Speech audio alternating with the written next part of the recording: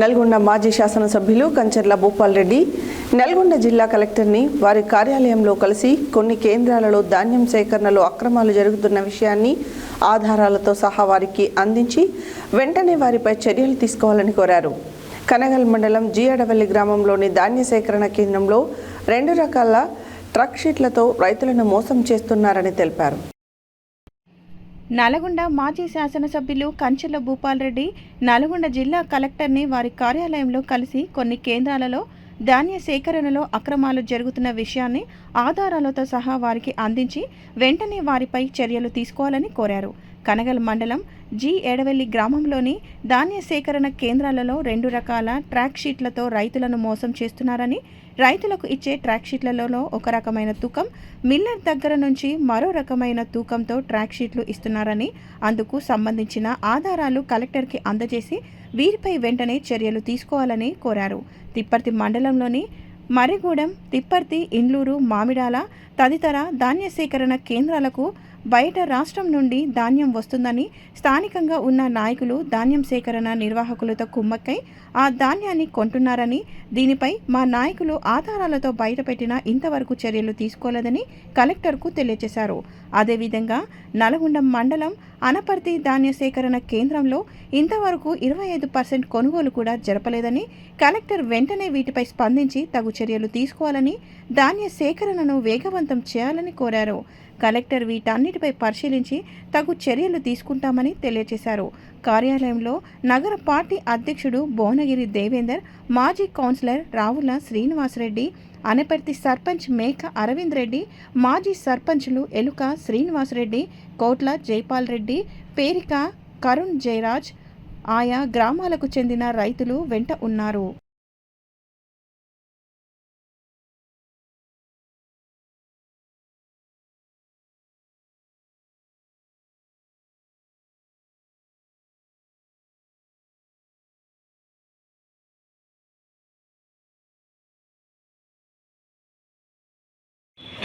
జరుగుతున్నటువంటి అన్యాయం, రైతులు 6 కాలం పండించినటువంటి పంటని ఇష్టం వచ్చినట్టు దోస్తున్నటువంటి సందర్భాన్ని ఈరోజు కలెక్టర్ గారికి వివరించడం జరిగింది.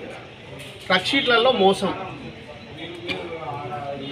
రైతు కళ్ళంలో ఐకేపీ సెంటర్ల కానో పిఎస్సి సెంటర్ల కానో మార్కెట్లలో పోసిన తర్వాత నెల రోజుల తర్వాత ఆ పంట వాళ్ళ దయా దాక్షణాల పైన ఎత్తిన తర్వాత ఆ సెంటర్ నుంచి ఆ ధాన్యం ఎన్ని బస్తాలు పోతుందో, ఎన్ని క్వింటాలు పోతుందో ఏమి చెప్పకుండా 42.700 గ్రాములు జోక్కొని మళ్ళీ మిల్లు దగ్గర పోయిన తర్వాత రైతుకు ఏం చెప్పకుండా మళ్ళీ ఒక నెల రోజుల తర్వాత ఓటీపీస్ అని ఫోన్ చేసి మీ దాంట్లో ఒక గిన్ని బస్తాలు కట్ అయిందని చెప్పి మరి రైతులని నిలువు దోపిడీ చేస్తూ ఉంది ఈ యొక్క కాంగ్రెస్ ప్రభుత్వము. మరి అదేవిధంగా అధికారులేమో నిమ్మకు నీరెత్తినట్టు మొత్తం కాంగ్రెస్ పార్టీ నాయకులకు అప్తాలు వసూలు చేసినట్టు, మరి ఎన్నిసార్లు మొరపెట్టుకున్నా కానీ ఎన్నిసార్లు జరుగుతున్నటువంటి అక్రమాల మీద మరి కలెక్టర్ గారి దృష్టికి, జేసీ గారి దృష్టికి తీసుకొచ్చిన వారిపైన చర్యలు తీసుకోకుండా కాంగ్రెస్ పార్టీకి సంబంధించినటువంటి, అధికార పార్టీకి సంబంధించినటువంటి ఇక్కడ ఉన్నటువంటి జిల్లా మంత్రి ఒత్తిడి మేరకు మరి అధికారులు కూడా ముక్కున ఏలేసుకొని ఇబ్బంది పడుతున్నటువంటి సందర్భాన్ని గుర్తు చేస్తూ ఉన్నాను. ఏమనంటే మిల్లర్ల కాడికి పోతేనేమో అయ్యో జిల్లా మినిస్టర్ అయినటువంటి వ్యక్తి మా దగ్గర కోట్ల రూపాయలు లంచాలు తీసుకున్నారు, మరి ఏం చేయమని మిల్లర్లు ఆ విధంగా చెప్పి రైతుల ధాన్యాన్ని కట్ చేసి రైతులకు కొట్టగొడుతున్నటువంటి సందర్భాన్ని గుర్తు చేస్తున్నా. మరి ఇలా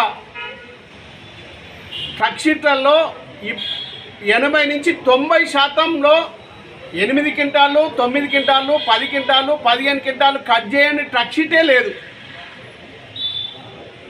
దగ్గర నెల 15 రోజుల నుంచి ధాన్యం పోయినా ఈనాటి కూడా ట్రక్ షీట్లు ఇవ్వనటువంటి పరిస్థితి ఈ యొక్క నల్గొండ జిల్లా హెడ్ క్వార్టర్లో ధాన్యం సేకరణలో జరిగినటువంటి సందర్భం.